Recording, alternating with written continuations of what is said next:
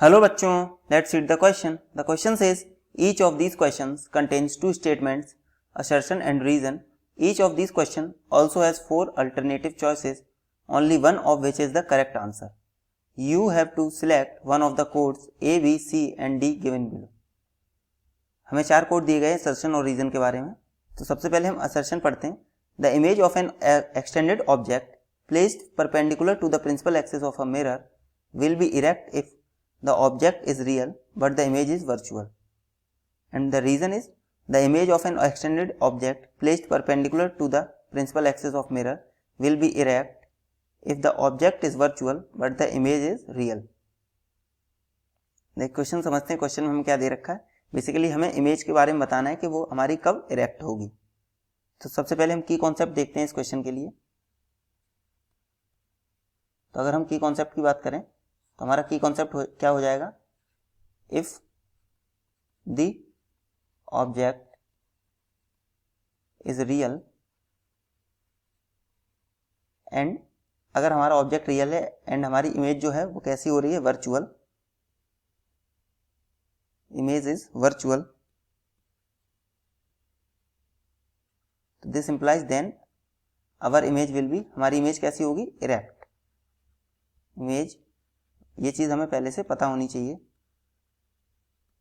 And जो हमारा second की कॉन्सेप्ट है वो हमें क्या पता होना चाहिए. If our object is virtual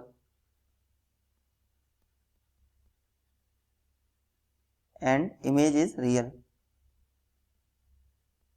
अगर हमारा वर्चुअल ऑब्जेक्ट है एंड इमेज हमारी कैसी है, रियल, तब भी हमारी जो इमेज होगी then our image will be erect. उस टाइम भी हमारी इमेज कैसी होगी, इरेक्ट.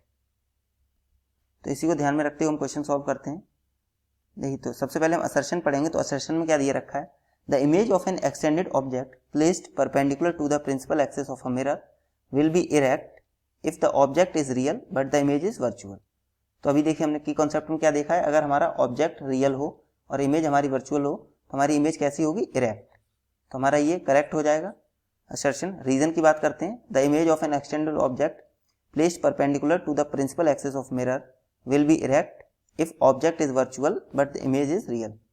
ये भी देखिए अभी हमने देखा था, अगर हमारा ऑब्जेक्ट कैसा हो, वर्चुअल, और इमेज हमारी कैसी हो, रियल, तो हमारी इमेज वो कैसी होती है, इरेक्ट. तो यहाँ पर भी हमें इरेक्ट इमेज मिलेगी. तो दोनों ही स्टेटमेंट हमारे ट्रू हैं, but reason is not the correct explanation. Therefore, the correct answer will be option B. That is, assertion is correct, reason is correct, and reason is not a correct explanation for assertion.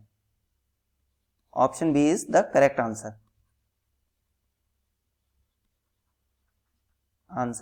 Hope you understood it well. Best of luck. Thank you.